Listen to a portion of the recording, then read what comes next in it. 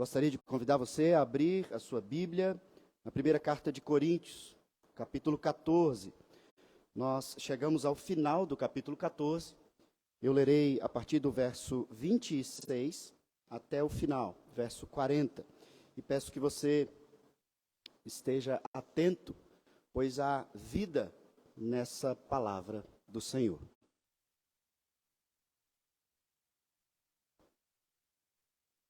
Que fazer, pois, irmãos? Quando vos reunis, um tem salmo, outro doutrina, este traz revelação, aquele outra língua, e ainda outro interpretação. Seja tudo feito para edificação. No caso de alguém falar em outra língua, que não sejam mais do que 2 ou, quando muito, 3. E isto sucessivamente. E haja quem interprete. Mas, não havendo intérprete, fique calado na igreja, falando consigo mesmo e com Deus. Tratando-se de profetas, falem apenas 2 ou 3, e os outros julguem. Se, porém, vier revelação a outrem que esteja assentado, cale-se o primeiro. Porque todos podereis profetizar um após o outro, para todos aprenderem e serem consolados. Os espíritos dos profetas estão sujeitos aos próprios profetas, porque Deus não é de confusão, e sim de paz.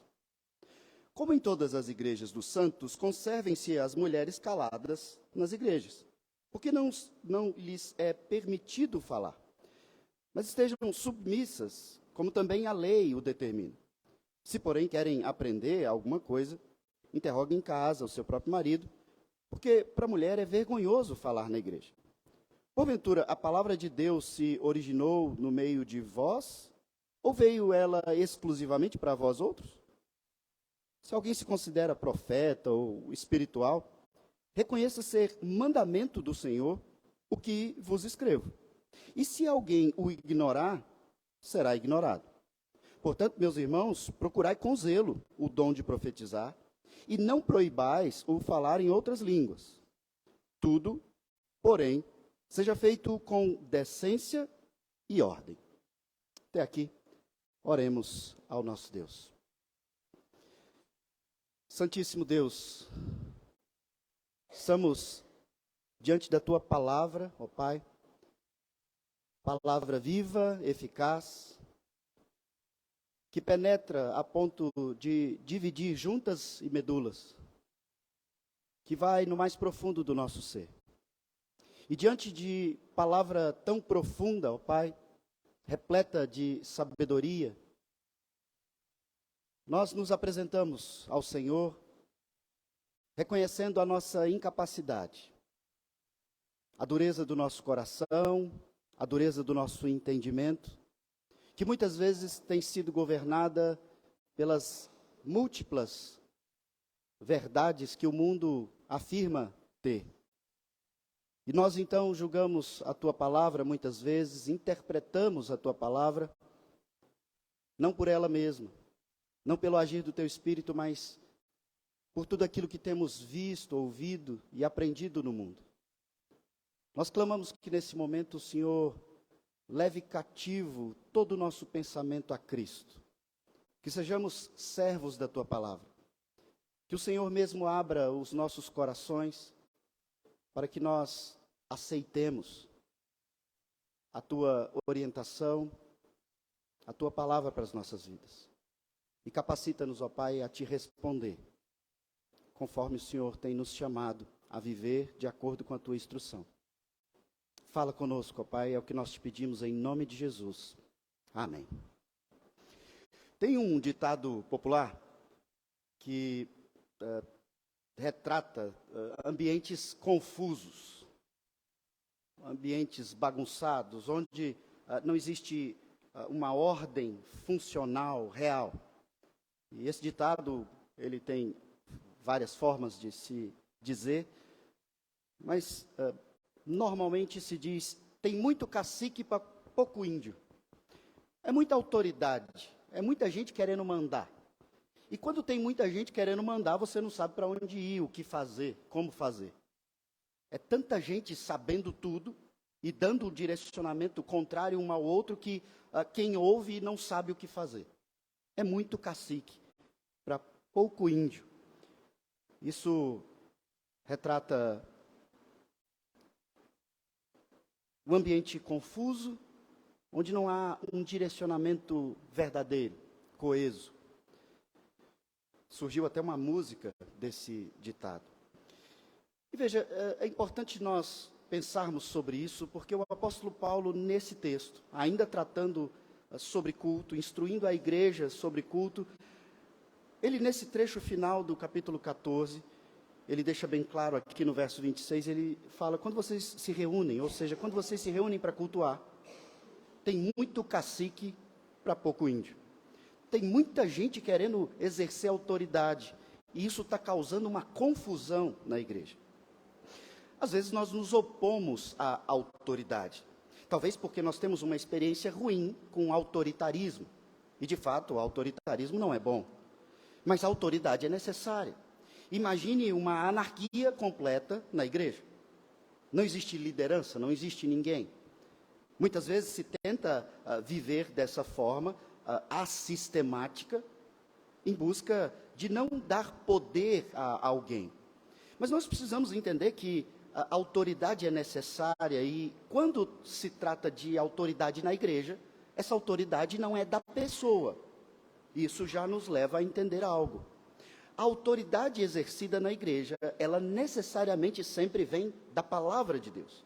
A autoridade é do Senhor. Assim como quando Tiago orienta a orarem pelos enfermos, e ele diz que os presbíteros devem ir até aquela pessoa enferma e orar, ele diz que o poder de Deus irá curar aquela pessoa, e não o poder do presbítero que ora.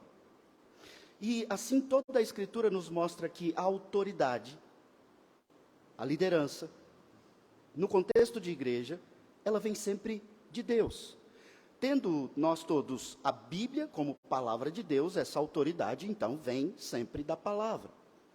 Portanto, não há poder, ou pelo menos não deveria haver poder concentrado em uma pessoa por ela mesma, por sua capacidade ou qualquer coisa que seja. E o apóstolo Paulo, então, vem nos instruindo sobre essas coisas, mostrando ali os problemas que estavam acontecendo na igreja de Corinto, que ele é informado, então ele vai tratando um a um, e quebrantando aquelas pessoas que, cheias de soberba, achavam que sabiam demais e podiam todos, então, exercer domínio, controle, poder, autoridade. Nós precisamos lembrar de algo que costumeiramente eu repito aqui. Já mencionei em outras ocasiões, então, se você já ouviu isso, por favor, me perdoe, mas é dali que nós buscamos o entendimento desse texto, e é dali que o apóstolo Paulo busca o entendimento daquilo que ele instrui aqui nesse texto. Eu sempre repito aqui na igreja que desde o princípio de toda a criação, as Escrituras nos revelam que Deus é um Deus de ordem, não é um Deus de anarquia, de desordem, de caos. E o livro de Gênesis descreve que havia caos na face do abismo. E Deus chama todas as coisas à existência, exatamente criando, estabelecendo essa ordem. Tudo é criado em ordem, não é bagunçado, desordenado. Quando ele cria, então, eu repito sempre isso, aplicando a diversas áreas das nossas vidas, ele cria em ordem, estabelecendo função e propósito. E o texto é enfático em nos mostrar que tudo que Deus cria, estabelecendo ordem, função e propósito, é muito bom. Quando vem o pecado, então, claramente, nós sabemos que o pecado, ele é a perversão da verdade. Ele inverte, perverte, quebra, traz confusão na ordem. O pecado sempre traz, então, desordem na nossa vida, desfunção, despropósito. No culto da igreja, segundo a vontade de Deus, não deve ser diferente. E é aí que o apóstolo Paulo busca a instrução, em sua teologia bíblica, para instruir sobre o que deve acontecer no culto. Se Deus cria todas as coisas em ordem, com função e propósito, não faz o menor sentido cultuarmos a Deus em meio ao caos, de maneira desordenada, com atos aqui disfuncionais, ou atitudes, momentos sem um propósito claro de ser. O apóstolo Paulo tem nos instruído aqui, nesses últimos capítulos, que algo essencial do culto é que haja edificação. Se o culto acontece em meio a confusão e caos, não tem edificação. E isso ele tem repetido na sua instrução. Isso é assim, irmãos, porque o culto, como eu tenho dito também, é o ajuntamento solene do povo de Deus. Deus convoca, e esse povo, como um povo compacto, um bloco, uma unidade, se apresenta a Deus nessa convocação. E esse ajuntamento é característico como sendo o lugar onde o caráter de Deus precisa ser exposto. Então, quando a igreja se reúne para cultuar a Deus, Deus convocou, o caráter de Deus é exposto nessa reunião. Mais uma vez, se a reunião é desordenada, confusa, bagunçada, nós estamos expondo um caráter de um Deus desordenado. E o culto não pode apresentar o caráter falso de um Deus que é puro, santo, perfeito. E o culto, então, para falar de maneira objetiva, o culto revela quem Deus é. E ele precisa ser assim. Deus é um Deus de decência e ordem. E essa é a última expressão que eu li aqui no verso 40. Faça tudo no culto com decência e ordem. Quando nós observamos alguns versículos, o apóstolo Paulo fala no verso 33, no início dele, Deus não é Deus de confusão, é Deus de paz. O culto de vocês, Paulo diz à igreja de Corinto, está uma confusão. Portanto, o caráter que está sendo vivenciado, exposto, não é o caráter de Deus. Esse culto, então, está reprovado, diz o apóstolo Paulo. Paulo, ao ser informado, então, de toda essa confusão, ele vem orientando sobre essa decência e ordem. E ele fala, pegando exatamente os pontos mais problemáticos. E nós já vimos, já repetimos aqui. O uso dos dons naquela igreja estava sendo uma das principais causas da desordem. E veja, em momento nenhum o apóstolo Paulo reprova os dons. Ele fala do dom de línguas, repetidamente, ele fala do dom de profecia ou revelação, a mesma coisa. E ele diz, esses dois dons, eles são reais, eles são necessários, eles são concedidos por Deus, mas vocês estão usando desses dons de maneira errada. E, costumeiramente, na nossa vida, nós, muitas vezes, fazemos coisas corretas de maneira errada. Nós usamos coisas criadas para um fim de maneira errada. E Paulo diz, isso está disfuncional. O dom é bom, é verdadeiro, é concedido por Deus, mas está sem propósito, está disfuncional, está desordenado. Então ele enfatiza tanto sobre essa instrução. Logo no versículo 26, ele diz, o que fazer, pois, irmãos? Ele faz uma pergunta, ou seja, ele aqui está nos conduzindo para a conclusão desse assunto.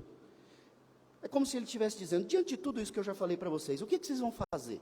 De maneira prática, como que vai ser o culto de vocês? Ele tem essa característica de fazer perguntas, não que ele estivesse esperando uma resposta, mas a forma que o apóstolo Paulo usa para fazer as pessoas pensarem e responderem de maneira prática. O que vocês vão fazer, então, diante de tudo? E aí ele simula que ele coloca uma situação. Quando vocês se reúnem em culto, um tem salmo, e aqui preciso falar algo. Para nós, hoje, salmo é o nome do livro de salmos. Mas, no contexto original, era apenas uma referência à música no culto. Uma pessoa apresenta a letra de um cântico e diz, olha, esse cântico é bom. Ele é iluminado por Deus, ele está de acordo com a palavra de Deus, e essa pessoa, então, quer participar no culto, ela quer cantar no culto, ou conduzir a igreja a cantar. O outro, ele diz, traz doutrina, ensino, ele formula uma doutrina com base na palavra de Deus, no ensinamento de Deus. Este, ele diz, traz revelação, aquele outra língua, e ainda outra interpretação. Então ele para e diz, ok, eu não reprovo nada disso, mas tudo isso precisa ser feito para edificação. E aqui, Paulo usa de uma técnica de escrita que é muito comum no texto original da Bíblia, na sua forma de escrever. Ele faz um resumo, uma apresentação, depois ele vai ponto a ponto explicando cada elemento desse que ele citou. Ou seja, ele fala, o que vocês vão fazer? Ele mesmo responde. Quando vocês se reúnem, então tem música, doutrina, revelação e língua. Vocês vão usar tudo isso. Isso é bom de ser praticado no culto, mas deve ser feito com edificação, para edificação. E aí, então, ele vai explicar como que você faz o uso de cada uma dessas coisas para a edificação.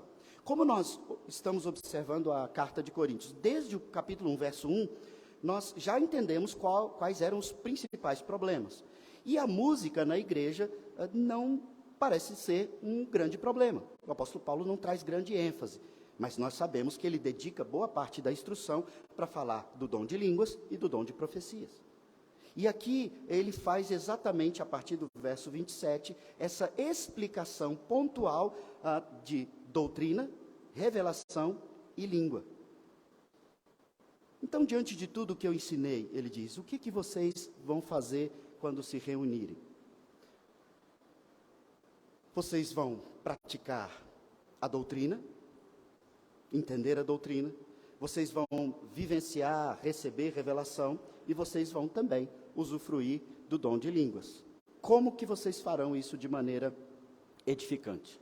E aí ele passa a explicar um por um.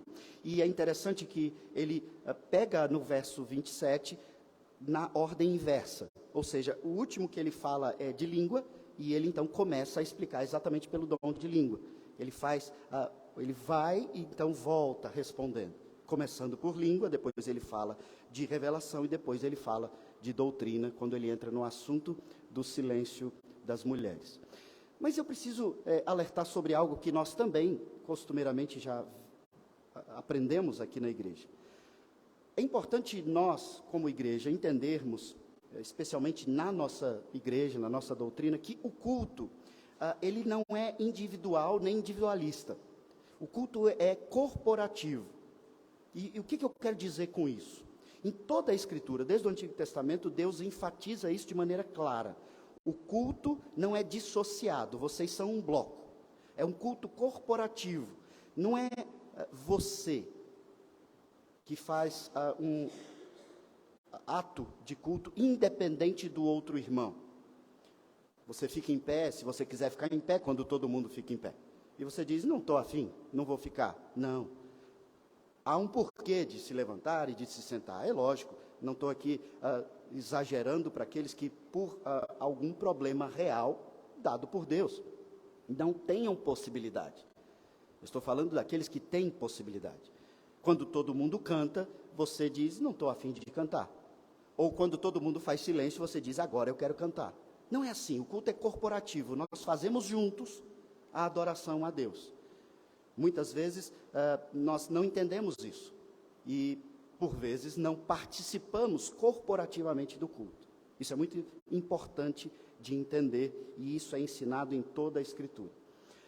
Nós já vimos, de acordo com a nossa teologia também, que esses dons que Paulo instrui aqui, especialmente o de línguas e de revelação ou profecia, que ele tem falado, eram dons revelacionais. E eu preciso relembrar isso, porque é importante para esse trecho que nós estamos vendo.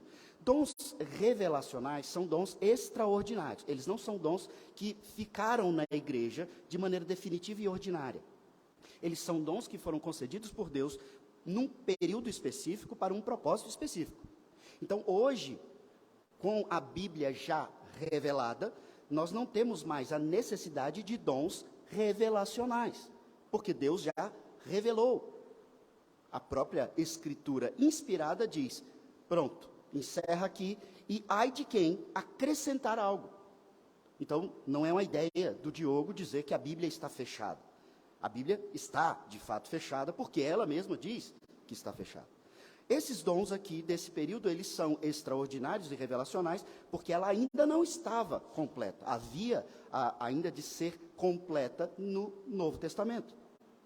E Deus, então, concede esses dons nesse período, e o apóstolo Paulo vê que muitas vezes há um mau uso desses dons, e ele instrui para que, naquele período revelacional de dons extraordinários, então, a igreja fizesse um bom uso desses dons.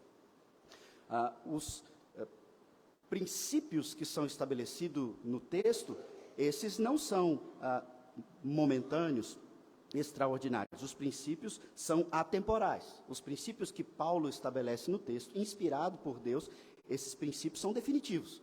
E nós, então, hoje, como igreja, em outro tempo, olhamos para o texto, percebemos os dons que já não existem do mesmo jeito, mas pegamos os princípios que são estabelecidos e aplicamos na nossa realidade. Então, é importante sabermos diferenciar isso também, além de entender que o culto é corporativo e nós não podemos agir independentes uns dos outros. O princípio que é instruído no texto é algo fundamental para que haja a edificação que o apóstolo Paulo tanto fala. Culto precisa ser racional, para que venha a instrução de Deus ao seu povo. Aqui ele diz no verso 31 que vocês vão profetizar, ele está tratando das revelações, e ele diz, para todos aprenderem e serem consolados. Veja, é muito claro para o apóstolo Paulo que se você não aprende, se você não entende, você não recebe consolo. Porque o seu consolo, ele não é algo que vem fora do seu entendimento. Ele vem pelo seu entendimento. Você entende uma verdade, aquela verdade é aplicada ao seu coração, você crê, e então você é consolado, confortado, e aí então você consegue seguir na sua vida após aquela instrução, após aquele entendimento. Quando no verso 33 ele diz que o culto precisa ser assim, quando ele diz, pois Deus é de paz e não de confusão, o texto também está nos mostrando que o culto e a forma que cultuamos deve revelar esse Deus de paz, como eu disse anteriormente, o caráter de Deus. Então ele é corporativo, ele tem princípios que são aplicáveis para nós hoje, e esses princípios, nesse culto corporativo, quando todos nós fazemos os nossos elementos de culto, os nossos atos, nós estamos revelando quem Deus é. Qualquer pessoa que entrar na igreja, foi disso que ele tratou no texto anterior, ela vai conhecer o Deus que nós adoramos pela forma que nós adoramos, com entendimento, com ordem, com decência, com funcionalidade, com propósito. Aqui, então, ele começa no verso 26, explicando ponto a ponto daquilo que ele diz. Ele começa no verso 27 a falar sobre como vocês vão fazer quando se reúnem no caso do dom de línguas, de outros idiomas.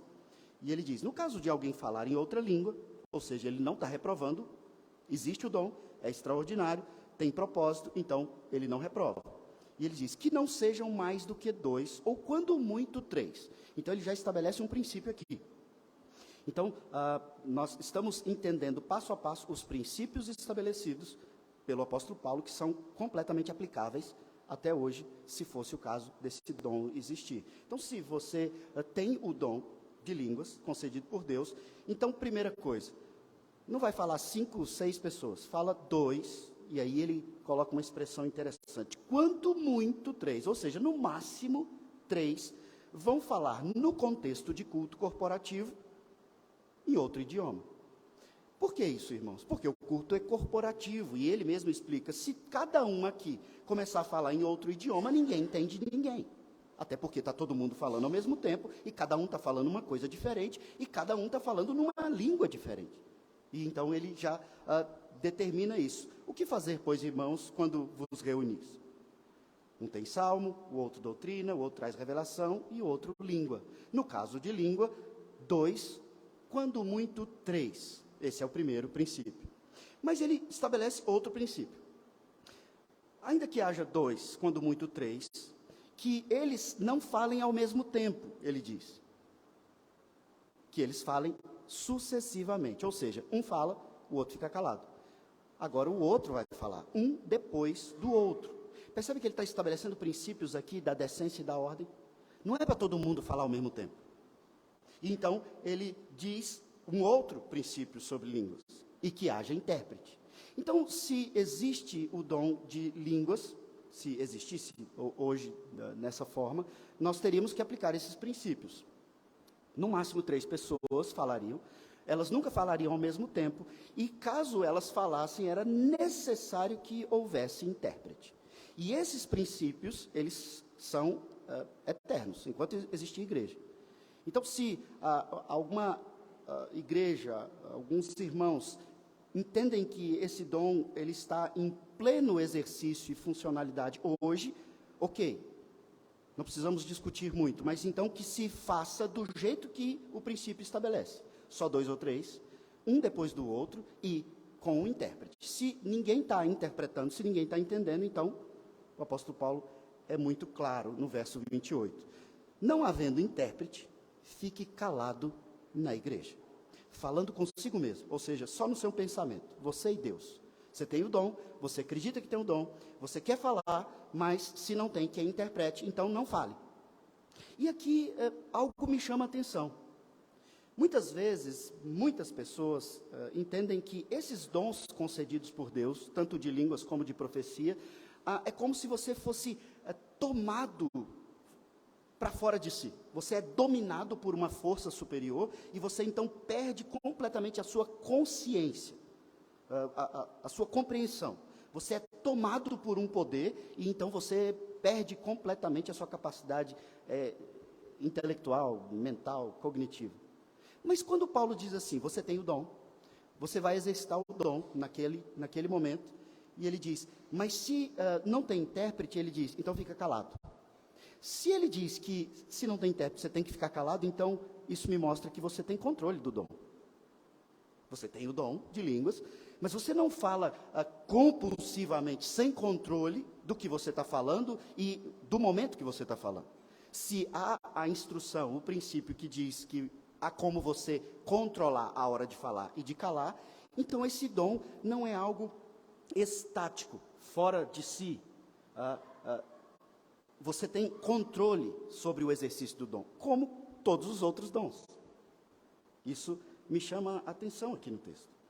Ele então, tendo explicado sobre línguas, ele vai começar a falar sobre as profecias. Volte com seus olhos lá para o verso 26 e veja, ele está fazendo o caminho de trás para frente. Língua foi o último, eu não falei de interpretação e edificação porque se trata desses dons. Ele fala de língua, agora ele fala de revelação. Então depois ele vai falar de doutrina. De Salmo ele não vai tratar porque não é um assunto problemático naquele contexto. Ele apenas cita para mostrar que na igreja há diversos dons sendo exercidos. Aqui então no verso 29 ele começa a tratar da profecia ou da revelação, por assim dizer.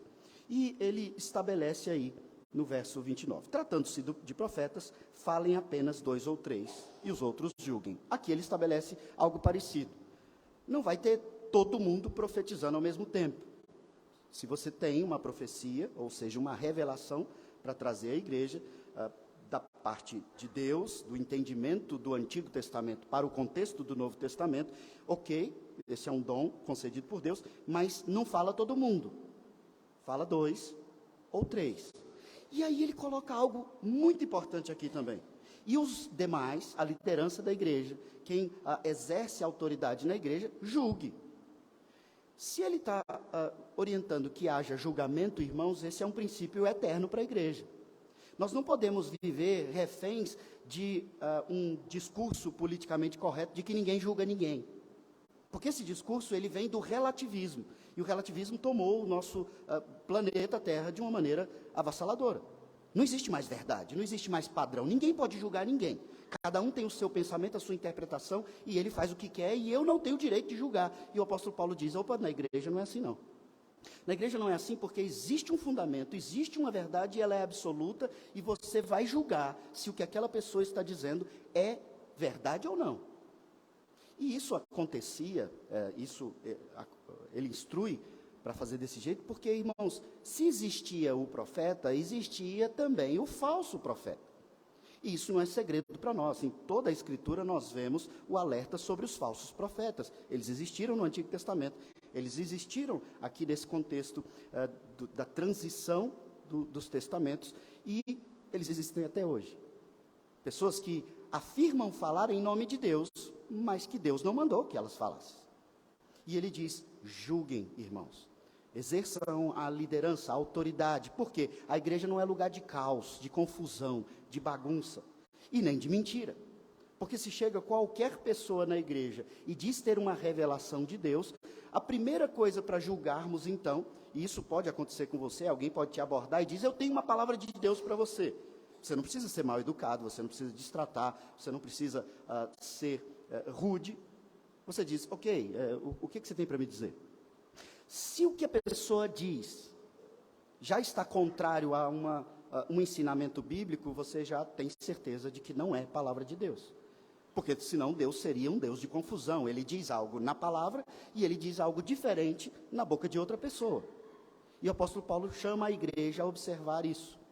Ele diz: olha, você não deve aceitar qualquer informação como sendo vinda de Deus. Você precisa julgar isso. Exerçam a autoridade, liderança. Observe.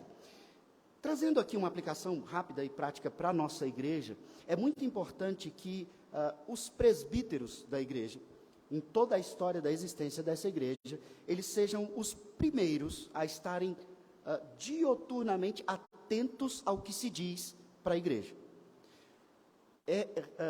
Aos presbíteros, que são guardiões da doutrina da igreja, é a distinção do presbítero para o diácono, segundo a instrução de Timóteo e de Tito.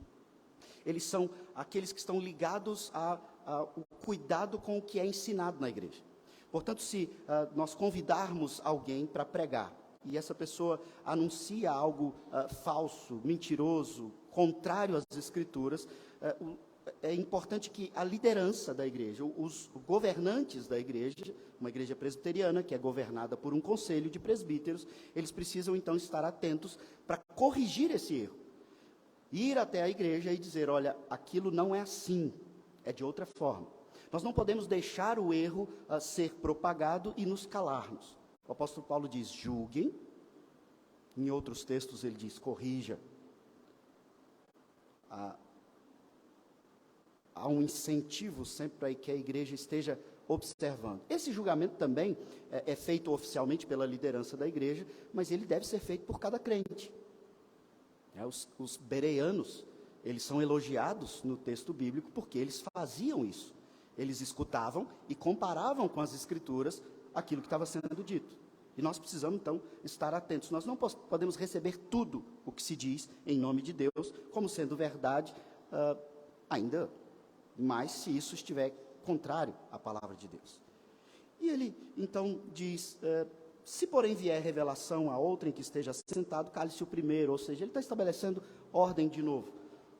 Se vem a revelação a quem está sentado, então vocês não comecem a falar ao mesmo tempo, calma, cala um, fala o outro, né, para que haja entendimento e até mesmo para que haja a capacidade de se fazer o julgamento. E ele diz: porque todos podereis profetizar. Ele diz: olha, não há distinção de classe social ou de qualquer distinção aqui para dizer quem que profetiza ou não. Todo mundo pode, mas que isso seja feito em ordem, um após o outro, verso 31, para todos aprenderem e serem consolados. Ou seja, não é para todo mundo falar ao mesmo tempo. O verso 32, ele nos traz ainda mais clareza sobre isso. Ele diz: os espíritos dos profetas estão sujeitos aos próprios profetas. Isso aqui confirma o que nós entendemos lá em cima, quando ele estava falando de línguas. Quando ele diz: se não tem intérprete, então cale. Ou seja, no dom de línguas, você tem a capacidade, você está em si a ponto de controlar se você fala ou se você cala. Para a profecia, ele fala de uma forma diferente, mas ele fala a mesma coisa. Ele diz: você não é tomado na hora da profecia, para fora de si, como se fosse uma hipnose. Não, ele diz: o espírito do profeta está sujeito ao próprio profeta. Isso é interessante. Na tradução para o português da Bíblia King James, esse versículo é traduzido assim: o espírito dos profetas está sujeito ao controle dos próprios profetas. Aí fica ainda mais claro que é exatamente isso que ele está querendo dizer. No dom de línguas você tem controle do dom. No dom de profecia você tem controle do dom. O espírito do profeta está sujeito ao controle do profeta. O profeta não é tomado como se para fora de si. Um comentarista chamado Wiersbe, ele diz: as inspirações divinas não são como possessões diabólicas dos sacerdotes pagãos, violentas, ingovernáveis, motivando-os a agirem como se estivessem fora de si. Não, elas são sóbrias, calmas e capazes de conduta regular. É exatamente isso. E é isso que o apóstolo Paulo está estabelecendo como princípio. E nós, até os dias de hoje, precisamos entender esses princípios. Ainda que vivamos num tempo diferente, os princípios são válidos para que nós façamos o correto julgamento do que é palavra de Deus para nós. Sobre as músicas que cantamos dentro e fora da igreja. Sobre aquilo que praticamos dentro e fora da igreja. Deus não é Deus de confusão, ele diz no verso 33. Ele é um Deus de paz. Quando nós percebemos aqui uma transição no texto, há uma grande discussão que me deu um tremendo trabalho para estudar e entender. Provavelmente na sua Bíblia, o verso 33 tem a afirmação que Deus não é de confusão, sim de paz. Tem um ponto, começa um outro assunto ainda na mesma linha. Então tem uma vírgula e o verso 34 começa no meio do caminho. Isso acontece, irmãos, porque quando o texto original no grego é escrito, ele não era escrito do jeito que a gente tem aqui hoje. Então você não tinha toda essa pontuação, todo esse espaçamento, toda essa formatação da BNT, vírgula, ponto. O texto era escrito de maneira corrida. Então, lógico, depois de um tempo houve uma organização, separação em versículos, e aqui houve na história desse texto, na sua tradução, uma série de dúvidas sobre que hora ele encerrava um assunto e começava o outro. E a maioria das traduções, então, separa dessa forma. Mas parece muito claro para nós, pelo contexto imediato, de acordo com a nossa regra de interpretação bíblica, que ele então fecha de fato o assunto da profecia, dizendo Deus não é de confusão, é um Deus de paz. E então ele começa a tratar do assunto das mulheres, no finalzinho do verso 33, dizendo: como em todas as igrejas dos santos, vírgula, conservem-se as mulheres caladas nas igrejas. Ele traz aqui um argumento da tradição, da prática da igreja. Ou seja, era uma prática comum entre todas as igrejas dos santos naquele período. E ele diz: olha, vocês podem até fazer diferente aí, mas é assim que é feito em todas as outras igrejas verdadeiras. É uma regra geral, então não é uma orientação exclusiva só para essa igreja. Todas as outras igrejas têm feito assim. Esse é o primeiro argumento para ele tratar do assunto da doutrina. Lembra que lá no verso 26 ele falou de língua, depois de revelação e depois de doutrina. Agora então ele está entrando no assunto da doutrina, no verso 34. E você diz: mas cadê a doutrina? Ele está falando que a mulher tem que ficar em silêncio. E de fato a polêmica toda aponta para esse versículo, especialmente nos tempos que nós vivemos.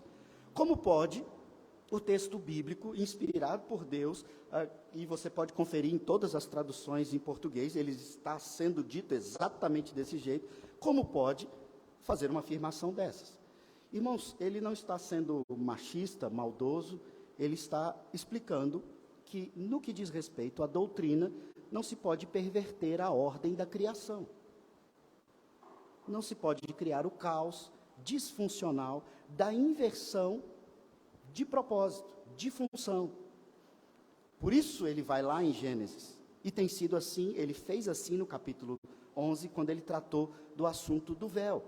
Ele usa o argumento da tradição aqui, como ele usou lá no capítulo 11, quando ele tratou do uso do véu da mulher na igreja. Lá em 1 Coríntios 11, no verso 16, ele diz: contudo, se alguém quer ser contencioso, saiba que nós, ou seja, os apóstolos, não temos tal costume, nem as igrejas de Deus. Ele está usando o argumento da tradição, a prática comum das igrejas. Se a gente volta lá para o capítulo 11, você pode ficar ainda mais confuso se você observar o verso 5. Porque no verso 5 ele diz, toda mulher, porém, que ora ou profetiza com a cabeça sem véu. O assunto lá é o uso do véu. Só que ele dá o entendimento claro de que a mulher na igreja, ela ora e ela profetiza. Capítulo 11, verso 5. Toda mulher, porém, que ora e profetiza, aí ele trata do véu. Então, como que aqui no capítulo 14 ele diz, mulher, fique em silêncio. Lembre que nós estudamos que a Bíblia precisa interpretar a própria Bíblia, e se um texto está contradizendo o outro, então é eu que estou entendendo errado. Então é necessário que nós entendamos, interpretemos o texto de acordo com uma regra clara, estabelecida. Não é cada um tem a sua verdade e entende o que quer do texto. E o apóstolo Paulo, aqui inspirado por Deus, fala de um Deus puro e santo que não erra. A palavra é inerrante. Ele então não pode se contradizer. O que fica evidente aqui para nós, ainda que seja necessário muita dedicação e estudo para entender, é que agora o apóstolo Paulo, tendo tratado de língua e de revelação, ele está tratando de doutrina. Oração não é exercício de autoridade da parte da mulher, mas fazer doutrina, ou seja, ocupar o púlpito para estabelecer a doutrina na pregação ordinária, na convocação solene, Paulo diz, não, isso não pode ser feito. Não pode se estabelecer doutrina. Mulheres, não façam isso. E, de novo, eu repito, ele não está sendo machista. Ele está dizendo, não inverta a ordem criacional. Porque primeiro foi criado o homem, depois a mulher, porque ele estabelece o princípio de liderança. E liderança não é que uma pessoa é superior à outra, não é que uma pessoa é mais capacitada que a outra, não é que uma pessoa é melhor que a outra. É simplesmente porque não pode ter só cacique na tribo de índio. Não pode ter só pastor dentro da igreja.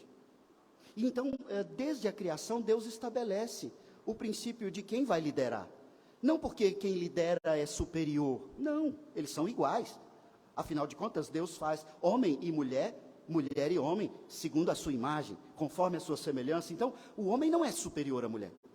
Ambos são a imagem de Deus, mas um precisa liderar e o outro precisa ser liderado. Por isso, ele coloca aqui conforme a lei. A lei, ele está indo lá para Gênesis, lá para o começo. Aqui no verso 34, ele diz que as mulheres estejam submissas, e esse assunto não é novidade, não é só nesse texto. Ele está dizendo, mulheres, o seu marido deve te amar como Cristo ama a igreja. Você não quer ser liderada por um homem que dá a vida por você? Essa é a melhor liderança que existe. A liderança provedora, protetora, cuidadora, que te dá o norte. Isso então não é um movimento machista, religioso. Não, é um princípio. Quando o pecado, ele perverte a verdade, ele cria caos, disfunção e despropósito. E Paulo diz, se a igreja for por esse caminho das verdades que vão mudando de acordo com a modernização e a mudança filosófica, vocês vão criar um verdadeiro caos no culto. Então, mulheres, não façam doutrina, não exerçam autoridade na igreja. Por que eu estou enfatizando sempre de autoridade? Porque é disso que ele está falando no texto. O exercício da doutrina, o exercício de julgar a profecia, era um exercício de autoridade. Mas ele não nega que as mulheres orem e, nesse período, que profetizem. E isso fica claro para nós, porque todos os textos que falou de profecia, eu procurei explicar, deixar claro que profecia, nesse período, não é a pregação como eu faço hoje. Está associado, porque é trazer a palavra de Deus. Mas naquele período, a profecia tinha uma outra característica. Então, as mulheres, sim, profetizavam nesse período extraordinário. Mas hoje eu não sou um profeta, eu sou um pregador. Eu estudo um texto e falo na autoridade do texto, apenas expondo aquilo que nós entendemos pela nossa doutrina no texto. Quando o apóstolo Paulo estabelece esses princípios, ele está falando apenas do exercício de autoridade no culto. E isso é muito claro e é confirmado por ele em 1 Timóteo, capítulo 2, no verso 12, quando ele diz, e também muitas pessoas acham polêmico esse texto de 1 Timóteo 2, ele diz no verso 12: não permito que a mulher ensine, nem exerça autoridade de homem, esteja, porém, em silêncio. Ou seja, para entender o texto de 1 Coríntios 14, verso 33 e 34, eu preciso ir lá em 1 Timóteo. A Bíblia interpreta a Bíblia. O apóstolo Paulo está falando de ensino, exercício de autoridade, e então ele fala, fique em silêncio. E ele usa aqui no texto de Coríntios 14, o termo é vergonhoso. É vergonhoso você não obedecer. E essa palavra é vergonhoso, ele está nos remetendo exatamente a uma mulher que não se submete à liderança estabelecida por Deus. Ele diz, isso é feio, isso não é bonito, isso é vergonhoso. Não exerça autoridade sobre seu marido, especialmente não exerça autoridade doutrinária, de ensino, de pregação na igreja. Mas sabemos o quanto é polêmico esse assunto hoje em dia, inclusive dentro das discussões teológicas da nossa própria igreja. Mas então o apóstolo Paulo sabe que haveria alguma rebeldia, alguma dificuldade ali quando ele escrevesse isso, e ele então diz lá no verso 36, após explicar sobre as mulheres, sobre essa submissão, sobre as distinções de função, de propósito, ele no verso 36 diz, porventura a palavra de Deus se originou no meio de vós? Ou veio ela exclusivamente para vós outros? O que ele está dizendo aqui no verso 36 foi o motivo de grande discussão no período da Reforma Protestante. Porque os reformadores olharam para a igreja e disseram, olha, a igreja está definindo a palavra. E Paulo está dizendo aqui aos irmãos de Corinto, é Corinto que define a palavra ou é a palavra que define Corinto? A igreja presbiteriana central, é a central que define a palavra de Deus? O que é palavra, o que é bom, o que é ruim, o que é certo, o que é errado? Ou é a palavra de Deus que define para a igreja central o que é bom, o que é ruim, o que é certo, o que é errado? Ele faz uma pergunta porque ele sabe que dali ia sair gente falando, mas não é assim. Aqui a gente pratica de maneira diferente e é uma bênção, é tremendo. E Paulo diz, mas imaginando, né, já supondo o questionamento, ele diz, a palavra vem de onde? Vocês? Vocês que definem a doutrina, a verdade? Então ele diz, no verso 37, se alguém se considera profeta ou espiritual, ele faz um alerta pesado como apóstolo. Reconheça ser mandamento do Senhor o que eu vos escrevo. E aqui, há outra informação para nós. O apóstolo Paulo sabe que ele está escrevendo, de maneira inspirada, o texto do Novo Testamento. Ele não escreveu isso aqui para a igreja, como se eu estivesse escrevendo uma carta para você. Ele sabe que Deus está usando ele para definir a doutrina da igreja nessas cartas apostólicas. Ele sabe que esse período é de dom extraordinário. Ele sabe que o apostolado é uma instituição de Cristo extraordinária. Não teriam outros apóstolos depois dele. E ele sabe que ele está escrevendo mandamento de Deus, palavra de Deus. E ele diz, olha, se com tudo isso que eu estou argumentando, vocês ainda acham que vocês sabem mais do que eu, então entenda. O que eu estou falando para vocês é mandamento do Senhor. Eu estou escrevendo inspirado. Ele sabe disso. E aí, verso 38, ele fala de maneira objetiva, mas extremamente pesada.